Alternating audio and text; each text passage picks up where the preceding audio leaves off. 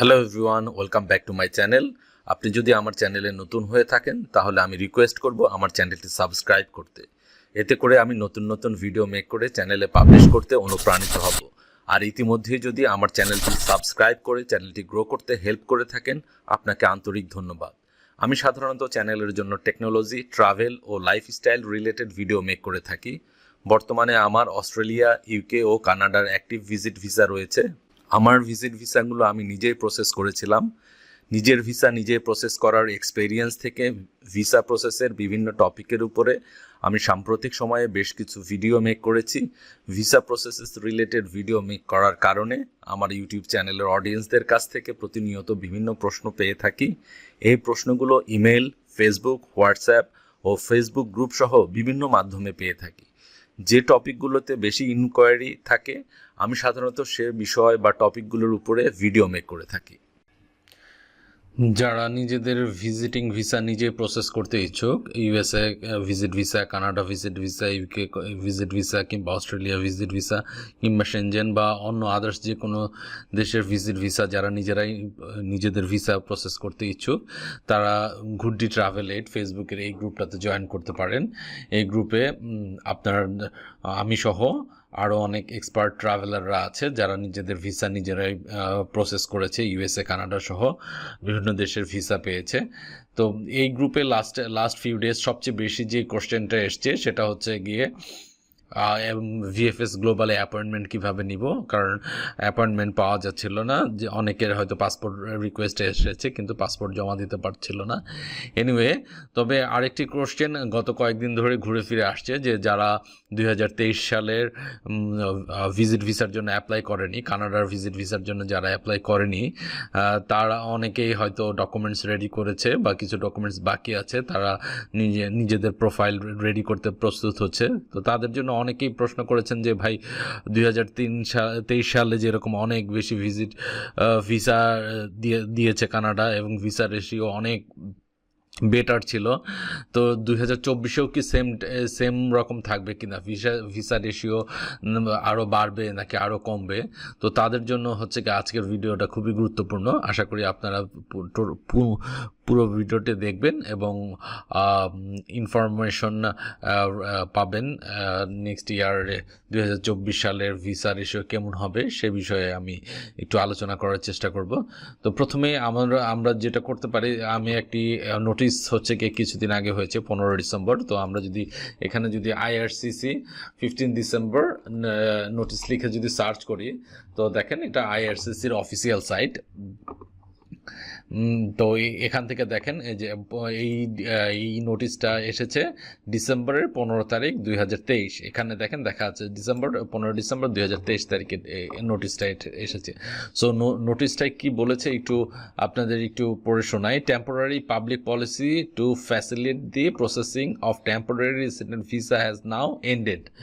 তো এইটার আরেকটু ডিটেলস যদি পড়ি, অটোয়া ডিসেম্বর 15, 2023, মানে ডিসেম্বর এই মাসের 15 তারিখে এই নোটিশটা এসেছে। তো দেখেন এর আগে একটি নোটিশ ছিল যেটা হচ্ছে temporary public policy to facilitate the processing of temporary resident visa TRV application in inventory is no longer in effect. তো এই নোটিশটা এখানে এই নোটিশটা হচ্ছে গিয়ে পাবলিশ হয়েছিল ফেব্রুয়ারি মাসে, ঠিক আছে। দেখেন এটা ওই নোটিশটা পাবলিশ হয়েছিল ফেব্রুয়ারি 28, 2023 তারিখে। এখানে এই নোটিশটার ডিটেলসটা দেখতে পারবেন, আপনারা পড়ে নিতে পারেন। ডিটেলসটা পড়লে হয়তো হচ্ছে গিয়ে আপনাদের মানে ভিডিওটা অনেক লম্বা হয়ে যাবে। সো মূল বিষয়টাই আপনাদের সাথে শেয়ার করতেছি। দেখেন এটা দেখেন ইফেক্টিভ থাকবে, আগের ফেব্রুয়ারি মাসের নোটিশটা ইফেক্টিভ থাকবে ডিসেম্বরের 31 ডিসেম্বর 2023 পর্যন্ত, ডিসেম্বরের 31 পর্যন্ত হচ্ছে গিয়ে এফেক্টিভ থাকবে। তো ওই নোটিশটাকেই হচ্ছে গিয়ে ফেব্রুয়ারি মাসের যে 28 তারিখে যে নোটিশটা দেওয়া হয়েছিল সেই নোটিশটাই হচ্ছে গিয়ে ডিসেম্বরের 15 তারিখে নতুন নোটিশ দিয়ে ওটাকে ক্যান্সেল করা হয়েছে, ঠিক আছে। তো ক্যান্সেল করা হচ্ছে, the policy has been successful in cleaning most of the older TRV case in our inventory and has helped IRC deliver on its commitment to speed up the processing of TRV application. So এটা COVID-19 সময় যে প্রায় 3 ইয়ার্সের মতো অনেক প্রত্যেক বছর Canada actually millions of people visitor visa issue করে। তো 3 বছরে যেহেতু অনেক ভিজিটর কম গিয়েছে এবং এখান থেকে তারা একটা ইকোনমিক বেনিফিট আছে, তারা আর্ন করে। সো তো প্যান্ডেমিকের সময় অনেক কম ভিজিটর যাওয়ার কারণে এবং অনেক মানুষ অনলাইনে অ্যাপ্লিকেশন করার কারণে ব্যাকলগ অনেক বেশি ছিল। তো ব্যাকলগগুলোকে ক্লিয়ার করার জন্য তারা এই নোটিশটা হচ্ছে গিয়ে জারি করেছিল। তো এই নোটিশটার মাধ্যমে অ্যাকচুয়ালি যে বিষয়টা বলেছিল যে কিছু বিষয়কে তারা শিথিল করেছিল, ঠিক আছে। সো যেমন হোম টাই, ফিনান্সিয়াল এভিডেন্স, এই বিষয়গুলো ভেরিফাই করতে তো অনেক বেশি টাইম লাগে, কিন্তু তাদের ভিসা প্রসেসটাকে স্পিড আপ করার জন্য তারা ভিসা অফিসারদেরকে কিছু বিষয় শিথিল করেছিল, যে বিষয়গুলো তারা স্কিপ করে